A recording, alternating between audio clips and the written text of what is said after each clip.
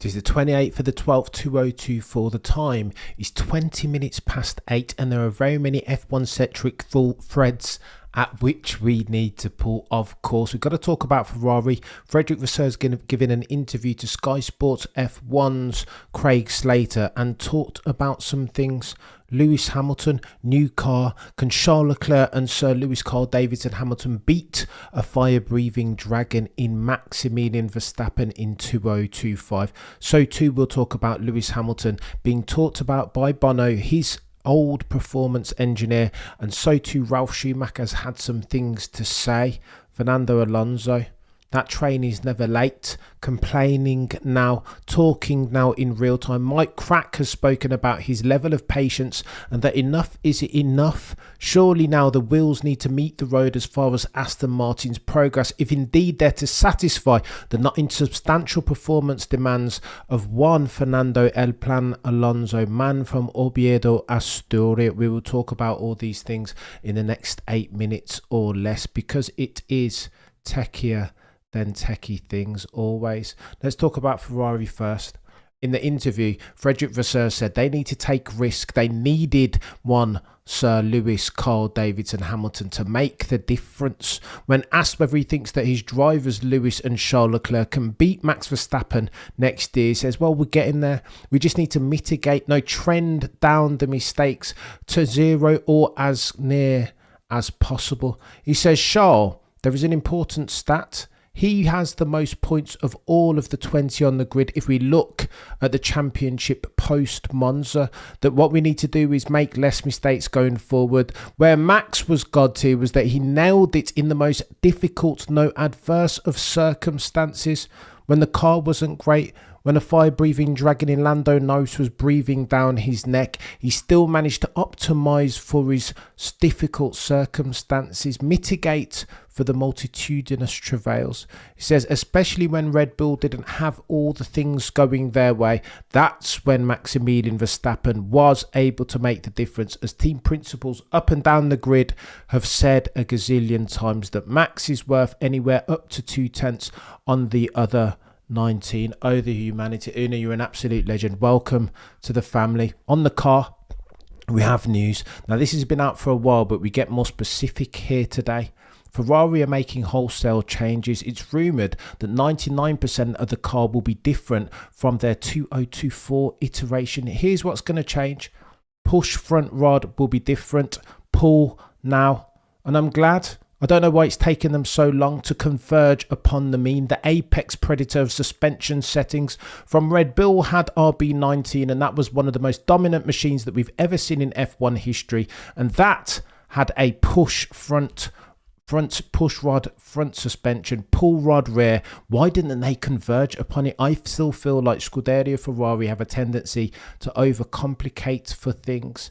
Line of least resistance settings surely as at 2025, if indeed you harbour aspirations to win yourself races and therefore championships. Front chassis complete redesign. The inlets, the position of will move. So too the side pods. They will be lower up in profile as per the experimental floor that they bought in Qatar and didn't use at the last race. Everything is changing. Frederick Vasseur says, of course, it's a risk signing one Lewis Hamilton, but they need to be risk seeking. Scared money makes no money. They need to lean into this if they're to nail it. And Frederick Vasseur, more than most, knows that he has that responsibility to nail win silverware for Scuderia as soon as possible. You won't last long as a team principal if you do not nail that.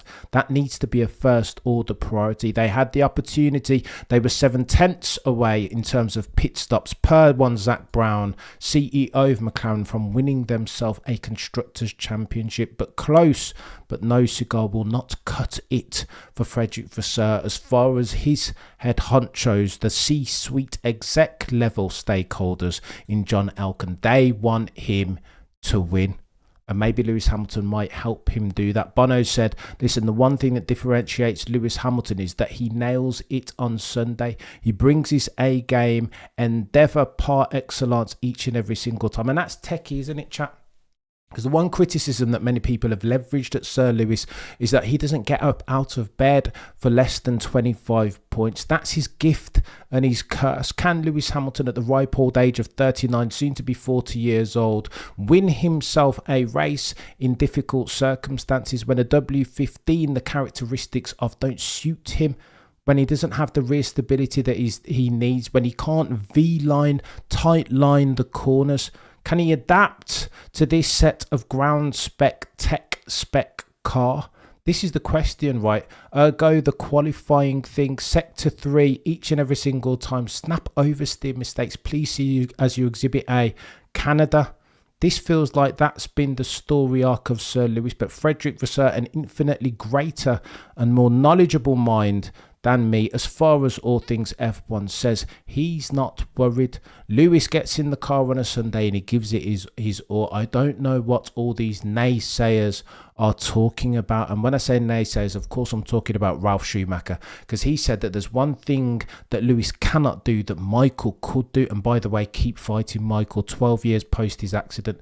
That one thing, of course, per Ralf Schumacher, is bring a team around him, mould it in his own image, be the leader that Scuderia Ferrari needed circa 1999, 2000. Do you know what I mean? Build a team from the bottom up. Ralph thinks that Lewis doesn't necessarily have that in his locker. Toto Wolff, infinitely more close to Lewis Hamilton. He would have seen that dude in the wild over the course of their tenure at Mercedes, boys and girls on Brackley and Brixworth. And he begs to differ. He thinks that Lewis absolutely has the leadership qualities. How could they win 8 constructors back to back to back if he did not have that? Mercedes were nowhere for the avoidance of doubt in 2014 when Sir Lewis joined in the first instance. So I would contend this, Mr. Schumacher, I think you are wrong, sir, if past is prologue. Lewis Hamilton has proved himself a leader, a motivational one, a god-tier, generational one, capable, not necessarily through rallying the troops through his voice, but leading by dint of action. Gets in the car on Sunday, especially if he's had his Weetabix, and can recover, become the person that he was, say, circa 2018. Then Houston, as far as Scuderia Ferrari are concerned, the rest of the grid might have a problem. Lewis alongside Charles, what are we doing here? Chaos. Oh, and by the way, Fernando Alonso, if you know anything about Fernando Alonso, you will understand that patience isn't his forte. That's not his strongest point. That complaining Fernando Alonso train, man from Oviedo, Asturias, is never ever late. I was watching videos of that chap earlier. GP2 engine. I think you must always leave a space. You must always leave a space. Retire the car. Put on whatever tires you want. You remember those from Fernando Alonso. He does not care. In his own mind, he's still the best driver on the grid at 43 years old, and therefore he will want to win races. If he can't win races, what he doesn't want to have to do is fight with F1 flotsam and jetsam in Liam Lawson and get wave the bird in real time. He doesn't want to hear from Liam Lawson that Felipe Drugovich is faster than him, although he was in FP1 at Brazil. It will get techie for Aston Martin, ladies and gentlemen. On the epitaph of Fernando Alonso's career, it will say unfulfilled potential, 2-time champion.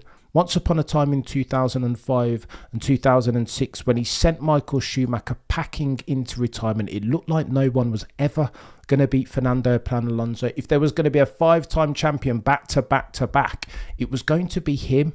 He looked that formidable. Nobody was going to beat Michael Schumacher in his prime, in his pump. Well, Fernando Alonso came and did it. But since then, by dint of a series of bad decisions and fortuitous circumstances or lack thereof, he has been nowhere.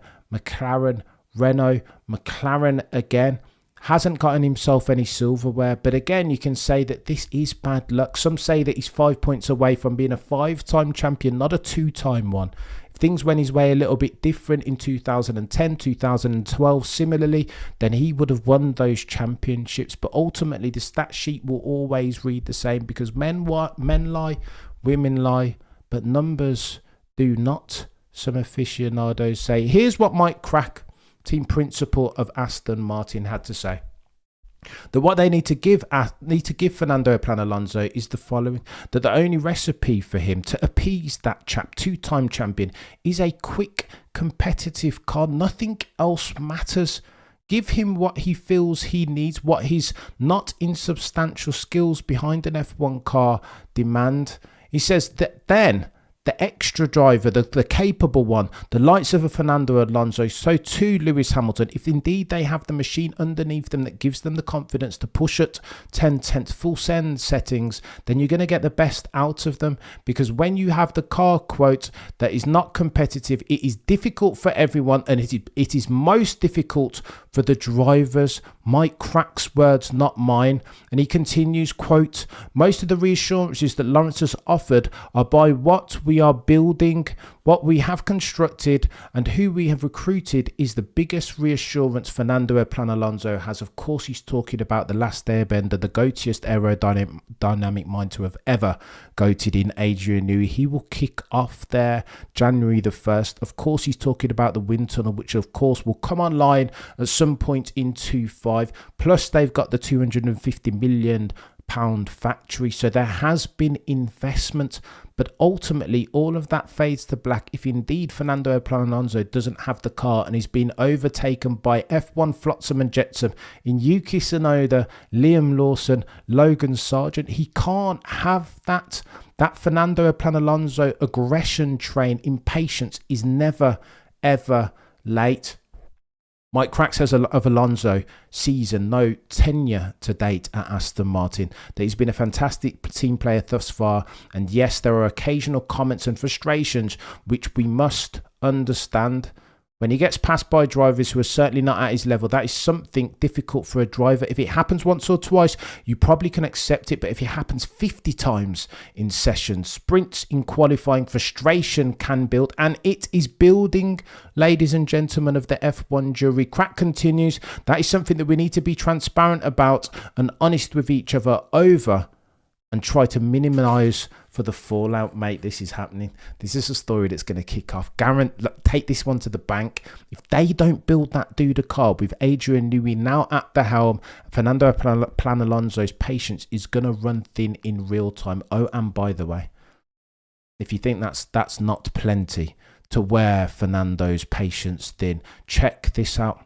Over the past couple of weeks, Mike Krack said the following, that yeah, the car's super difficult to drive. We've fallen foul of some fortuitous circumstances or lack thereof. But if you look at, if you take a good look, get forensic about the difference between the two Aston Martin drivers, that the gap between them has been really, really small. Fernando will not like that, because he will deem, correctly so, that Lance Stroll is not on his level. You saw the dude beat you at Brazil last year. You think Fernando would make that mistake ever? You need to be a geriatric, you need to be 100 years old, and still you'd never catch Alonso being so daft, making such a small, low-level mistake. And when Mike Krack talks about that, clearly he's towing the party line. This is Lawrence Stroll's team. That's why Lance Stroll still has himself a drive. Why else would it be? Nepotism, settings. So how very dare you, Mike Krack? Let me give you the facts and figures so we can put some of this nonsense, this F1 baloney to bed. For again, what we will never do on this channel is sacrifice truth, value and objectivity at the altar of confirmation bias or partisanship. Here's their stats over the course of 2024 head-to-head. Lance Stroll, race head-to-head, 7. Plays Fernando Alonso 17. Lance Stroll outqualified Fernando Alonso 5-19 for Alonso. Standings, drivers. Fernando Alonso finished 9th. Stroll finished 13th. What are we doing here, Mike Krack? What are you talking to? Surely as we go down this list, something will change, right? Otherwise, Mike Krack will have to declare him willful negligence. Krack. Best race position, Fernando Alonso in 24 finished 5th. Lance Stroll by fluke rather than by design finished in 6th. Best qualifying position, Alonso 3rd, Lance Stroll 8th. Points in the drivers, Fernando Alonso sum total of 70, Lance Stroll 24. What are we doing here, Mike Krack? This makes no sense. Points finishes. Alonso scored 14. Lance Stroll only scored 6. DNFs. This is the only stat where Lance Stroll will beat Fernando Alonso. He scored 2 DNFs. Fernando Alonso scored 1. What are we doing here, Mike Krack? I can't entertain this nonsense. Close. In what world are we living? Can never ever sacrifice truth nor objectivity at the altar of nonsense nor partisanship. I don't care what sort of regulatory capture and bias you're suffering from, Mike Krack. You're never going to tell me that with those details, those stats, that Fernando Alonso is anywhere close to Lance Stroll. And this is why Fernando, if I know Fernando, if I understand him as the man that's quoted GP2 engine that fumed and disenchanted Honda, burned bridges because of his frustration with the car. If he's the guy that shouted, "You must always leave a space.